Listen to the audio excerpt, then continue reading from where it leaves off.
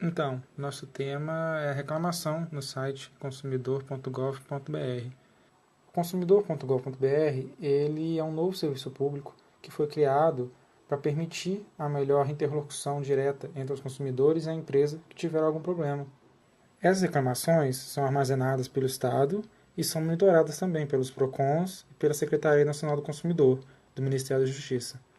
Com essas reclamações, o governo tem um controle e pode até multar a empresa que leva muitas reclamações. Os dados que usamos foram obtidos no site referentes ao primeiro semestre de 2015. Então esse é o nosso diagrama ER. Ele tem 4 entidades e 3 relacionamentos.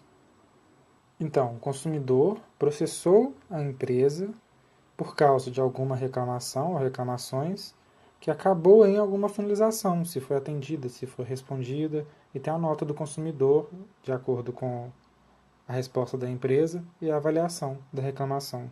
Então, cada entidade tem pelo menos 2 atributos, além de um atributo identificador, pelo menos 3 tipos de relacionamento, que é o processou, o por causa e o acabou em, uma cardinalidade MM, que é o consumidor, que processou a empresa, e 2 atributos multivalorados, que é a área, que está na entidade empresa, e o problema, que está na entidade reclamação.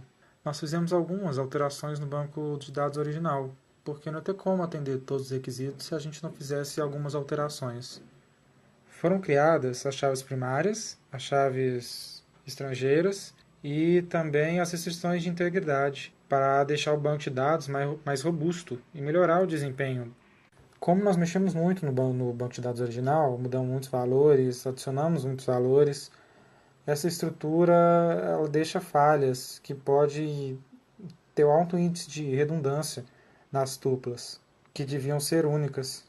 Também, para tratar os atributos multivalorados de algumas entidades, tivemos que usar o recurso de chaves compostas. Então assim ficou o nosso esquema relacional. Consumidor, com seu atributo chave e seus atributos. A empresa, com os 3 atributos chaves. E o processo, com seu atributo chave, junto com as chaves estrangeiras. A reclamação, com seu atributo chave e o resto dos atributos. A finalização recebida também, com o seu atributo chave e o resto dos atributos.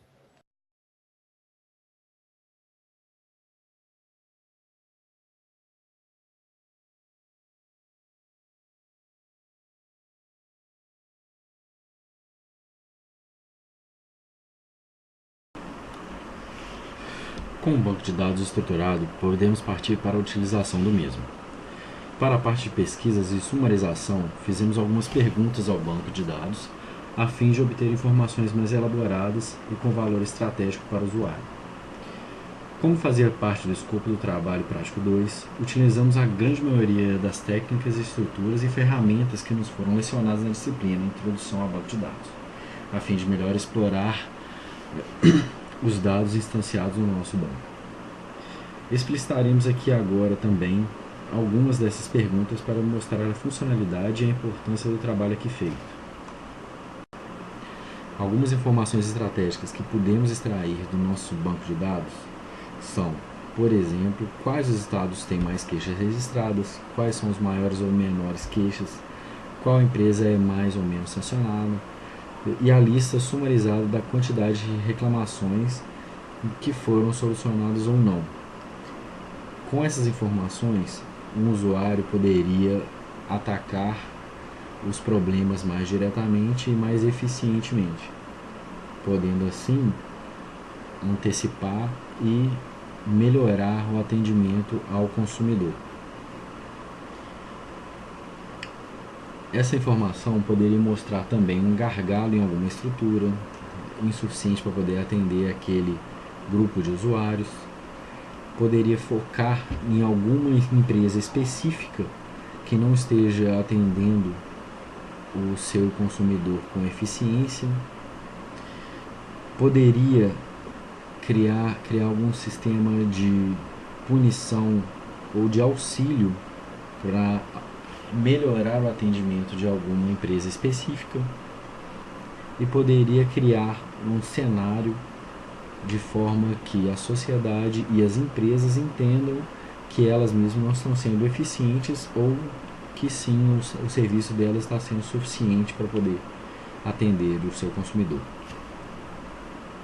A gente pode concluir é que foi muito interessante fazer o trabalho, porque a gente viu que a gente tem a possibilidade de procurar dados em diversos lugares e a gente pode usar as ferramentas do que a gente aprendeu em sala para poder extrair informação, obter estatísticas de diversas coisas.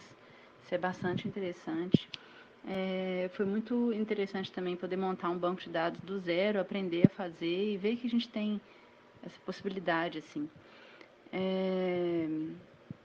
O trabalho, a questão do trabalho ser em grupo foi bem interessante também, porque todo mundo pôde participar de todas as etapas do processo.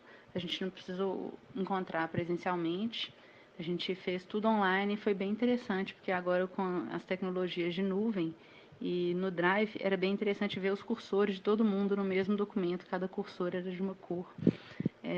E a gente podia comentar o documento e outra pessoa responder ao mesmo tempo e era bem dinâmico, assim, e isso foi bem interessante, porque não ficou aquele tipo de trabalho que cada um faz uma parte, cada um só aprende um pedaço, todos participaram de tudo. Juntos, assim, montando, foi bem interessante essa parte. E foi bastante, eu posso concluir, foi bastante interessante para a gente poder aprender sobre como montar um banco de dados, para poder usar isso na prática para a gente. E os dados também foram bem interessantes. A gente gostou bastante desse tema. É isso. Muito obrigada.